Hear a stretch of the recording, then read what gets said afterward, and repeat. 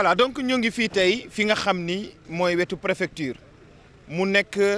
chantier bi nga xam ni ñu ngi ciy préparé su leen gisee suñu gannaaw mooy pavage bi nga xam ni moom la ñu war a def ci dëkk bi espace bi nga xam ni moom la ñu war a aménager tey ñu ngi ne avec le maire son grand oral sans détour ni retour il y a pas de question de tabou amul lenn monsieur le maire yaa ngi jàkkaarloog ñi nga xam ni askanu njaareem yaa ngi jàkkaarloog ñi nga xam ni taskatu xabaar yi yow la ñuy jox kàddu gi nga d'abord nga wax après ñu daal leen poser ay questions. waaw tout d'abord maa ngi leen di remercier yéen journalistes yi ak ñi nga xam ñoo yore réseaux sociaux yi sañu kàddu bu mënee jégg ba egg feneen ba nit ñi mën koo déglu am tuuti compréhension ci fi ñu jëm yéen lañ koy sant di leen ko gërëmee ginnaaw loolu di nuyu population bi di nuyu coalition bi nga xam ne moom la ñu àndal ak mouvement bi ma àndal mais en dehors de foofu di nuyu population Njaareem yëpp di nuyu aussi ñi nga xam ni dañoo nekk ci yeneen liste aussi jàpp naa ne yéene bu ñu am la ñu am mais quand même dëkk bi ñoo ko bokk ñoom tamit dinañ jox seen wàccuwaay di leen ñaanal yàlla di ñaanal yàlla ñëpp yàlla nañu yàlla taxaw. teewaay bi lu ko waraloon mooy pour gën a expliquer population bi gën a communiquer ci li nga xam ne aujourd'hui moo tax ñun ñu gën a taxaw pour ànd ak état ci accompagnement am parce que tey bu ngeen gisee fu ñu jot a jaar ñun ak ñoom la preuve en est que ñun ba ñu gagné en 2014 bu ñu président recevoir ma ne ko lépp lu ma ku ma jàppale ci Njaaréem ma jàppale ko amuñu tali amuñu yëpp bis bu ne ni xale yi teg ko ba ñu àndee ci référendum bi ñu gagné yàlla def sutura yu ci bari ñu démarré ko donc loolu ñu démarré woon ñu demaat ba ci yàgg ñu demaat 2017 ma nekkaat député benn bokk yaakaar ñu demaat ci liggéeyaat aussi réalisation yooyu moom mooy dox ba tey ci la ñu amee tali 11 kilomètres ci la ñu tabaxee marché Ndoumbé Diop ci la ñuy démarré hôtel bi avec 2 milliards ci la ñuy démarré parc d'attraction bi ak ay portique boo weesu nag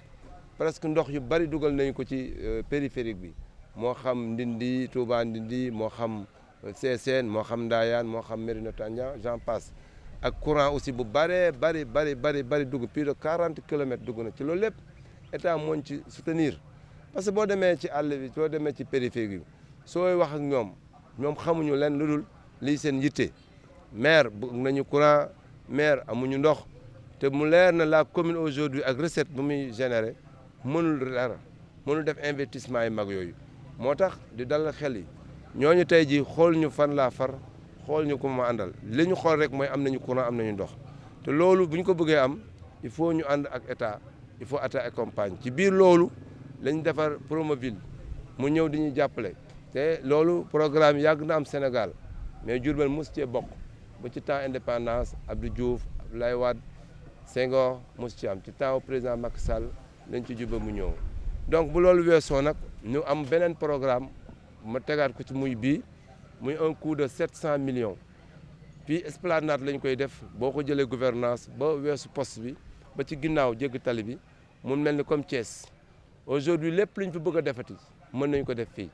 programme bu ñu bëgg a def mën nañ ko def Diourbel dafa manque esplanade yi nga xam ne aujourd'hui nit ñi bu ñu génnee war nañ fa mën dem doxantu waxtaan mais aussi mën nañ fa organiser ay programmes yu rëy moo tax ñu organiser fii beneen bi aussi ci 700 millions yi aussi boo demee gannaaw hôpital am na beneen bi ñu fay def genre yu mel nii foofu aussi mandat yooyu cimetière yooyu la ñu bëgg a moderniser organiser ko ba aussi tamit visiteurs yi ñëw parce que man dama am benn programme ba nga xam ne tourisme religieux parce que jamaa jàpp ne nit ñi demee Fès nit ñi ni ñuy defee pèlerinage Makka jàpp naa ne Serigne Touba moom mi ñu am nit ñi war nañ fee ñëw di fi def pèlerinage di xool fi nga xam ne 15 ans fi la léppam nekk boo xoolee préfecture bii ngay ga mu daan toog si bu ko gouverneur ooyee mu yooyu ko ñëw mu ngi ni di jébbiwaat bu ngeen xoolee fii la ko Rasulaay fekk fii la taxawee pose première pierre jumaa ji taxawal ko jullee fii la amee fii la rëdd armeelam yi ni ku fi xëyee yendu ajjana ku fi yendu fanaane ajjana loolu fii la amee makk lew-lew kër Cheikh bagage maam Cheikh Ibra Fall yëpp ma nga fa boo demee Looween bagage Serigne Touba yëpp a nga fa loolu nag la ñu loolu la ñuy génne wane ko waat jaayaat ko ban Mbuur na fa touriste yi daan demee mu ndax géej ga Sëñ Touba moo raw géej mais loolu nag bu ñu ko bëggee indi touriste mi fii il faut hôtel bi pare loolu moo tax may tabax hôtel bi tourisme culturel bi tamit moo tax ma defar foofu pour que bu tubaab bi ñëwee ñu wan leen suñu culture wan leen suñu maam yi boo liggéey mandaar yi ak fii lañ daan denc wax leen histoire boobu yëpp créer ay guide touristique yooyu yëpp ñu def ko ay benn circuit touristique yooyu yëpp dina tax njaareem bu ñu fi jógee loolu lépp bu amee dina tax njaareem place ba mu waroon occupé dina ko occupé parce que il faut mu am lu mu am man comme hôtel comme bassin arachidier bi gerte amatul usine bi dematul mais il faut ñu créer yeneen programme yeneen xalaat pour que Diourbel enfin mu am attraction nit ñi di ñu fekk si pour que nit ñi mën doxal ci cadre boobu nag la ñu tabaxee lii tabaxaay yeneen léegi nag loolu bu ñu ko mënee am mën ko def accompagnement état la commencé nañu mu ngi nii ñëpp gis nañu ko mais nag lu ñu bëgg ñu arrêté ko c'est pas possible parce que li am solo état amul ay xarit état ay ami amul xarit et intérêt la am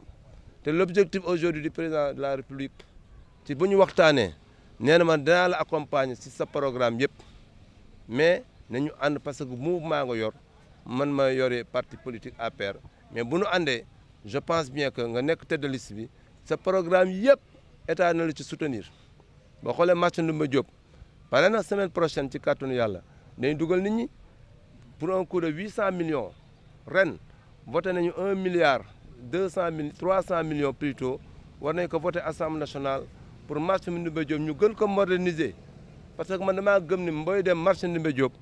waroo di sol ay yëre yu salté mbaa ay mbuus di fa dem da ngaa war a xeeñu sol mbasin bu rafet sol ay coquette dem dugg marché man loolu laay rêvé ci marché Diourbel loolu aussi président de la république taxaw na ba mu defaree lii ba pare pour accompagner leen comme nag mënuñu démarrer ak moom ba pare ñu war a terminer processus bi 1 an et demi yi fi président mandaam des ñu war a entraîner ñu war a complet ñu àndoon loolu moo tax ma continuer ànd ak président pour que ñu eggale tous ces grands projets yi nga xam bu paree jeexitit bi population Diourbel moo ci yëg boppam. mais je pense bien que li nga wax léegi maa la ci wax Diourbel waaye comprendre nañu gis nañu ni li ma leen wax dëgg la ñu doon wër di jaxase di yàq ak yooyu yëpp aujourd'hui comprendre nañu ni man njaareem rek moo ma ñor lépp lu ma def ànd ak président Macky Sall njaareem moo tax ma ànd ak moom joxuma poste ministre joxuma poste directeur ñi ma àndal joxuñu ci dara waaye lim ñu jox moo ñu ëndal ay poste mooy mu dimbali ma ba bu ma fi jógee benn bis di la ñëw ñun la fi Malick Fall def ci en tant que maire kenn defu ko fi loolu moo ñu boole ak président kon gaañi da ngeen xam ni kenn musu fi def dara président Macky Sall lu mu def ci commune Diourbel bii benn président musu ko fi def nit nag day gore man nit bu ma defalee teraanga man la dama koy delloo teraanga te teraanga gi ma koy delloo mooy ngeen jàppale ma ci yéen mu kontaan ñu am taux bu gën ci Sénégal ba mu kontaan ngeen doole waatal ma foofu ak puissance boobu may am ma gën a am jeexital ci moom ba li ma bëgg na ma ko defal mooy ñu développer dëkk bi te état nag loolu la amul ay xarit amul ay copain du tey du daara su fekkee ñun mën ñoo gis suñu bopp ci liggéey muy dëkk bi avancé si jarul ñu du ko def. ñu nekk ci bërëb bi nga xam ne dañ fiy defaree pavage yi nga xam ne programme bi jëbee est-ce que mën nañ am xayma ne kañ la war a pavage yi war a tàmbali. non mais démarré nañu ko affaire bi mu ngi nekk en chantier gis ngeen ko liggéey nag moom tailleur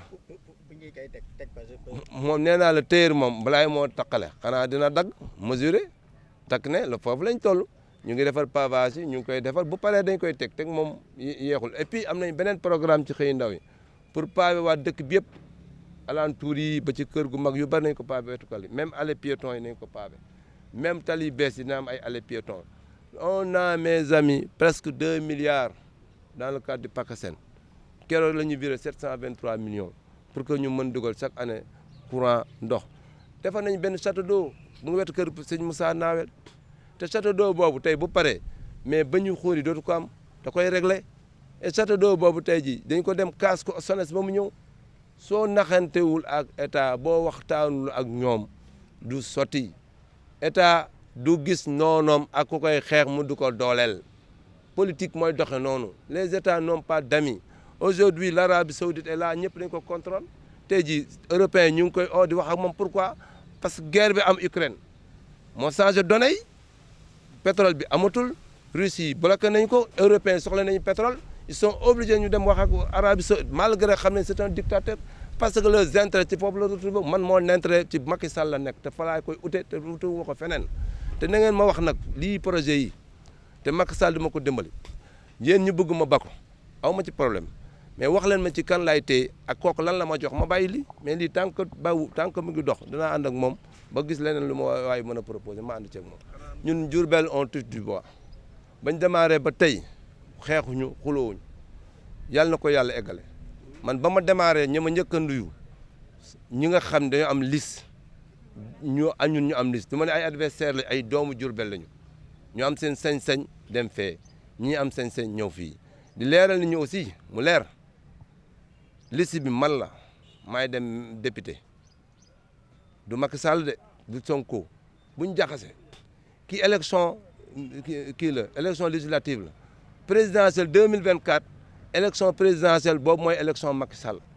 bii man sama élection da ngeen maa jox maire war maa dooleel ma dem assemblée xeexal leen fa kon man maay dem ak keneen ki nga xam moo gën a nekk adversaire muy Khadim Gueye voilà il faut pas ñu jaxasoo naan bu ñu wootee Yewwi Sonko non Khadim Gueye moo nekk ci liste boobu man ma nekk ci liste bii def leen choix man ak moom kon ñeneen ñi du ma leen tudd mais moom sañ naa ko tudd mu leer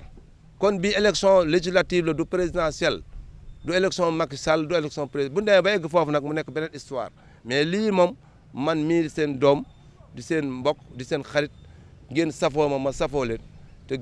gëm naa ci àdduna du ma leen war ba àdduna tukki li ngeen ma defal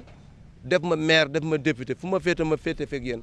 xam ngeen daa leen xeexal ba dugg waaye Macky Sall sax bu arrêté projet yi ma defante ko ak moom man direct laay wax ku bu defal njaareem ma ànd ak moom Macky Sall daf maa jàppale ci njaareem maa jàppale ànd ak moom ngir dëkk bi ne leen téye ci man ba ma trahir leen ba ma jaay leen Macky Sall nag lañ fi gisagum moo fi yor dara mën ñoo dimbali ñay wax nag amaguñu dara yoraguñu dara ku ma amul tu kayitu suukar du ma wax ak yow man ku am dara laay waxal wasalaam